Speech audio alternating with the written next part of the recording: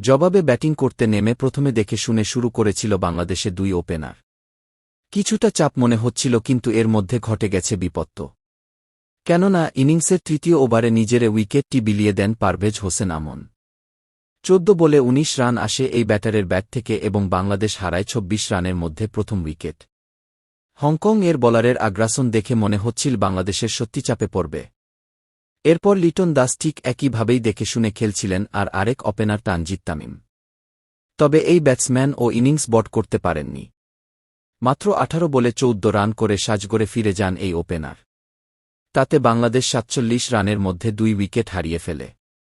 এরপরে উইকেটে আসেন তাওহিদ হৃদয়।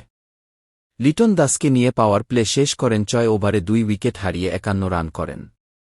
উল্লেখ, প্রথম ব্যাটিং করতে নেমে হংকং বাংলাদেশকে ১৪৪ রানের টার্গেট দিয়েছিলেন, তবে এটি বাংলাদেশের পক্ষে এক প্রকার সহজ লক্ষ্য বললে বলা যায়। কেননা প্রতিপক্ষ যে হংকং।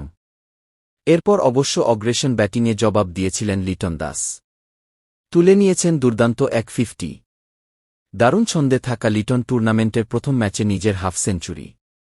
তার মাধ্যমেই বাংলাদেশ জয়ের বন্দরে পৌঁছে যায়।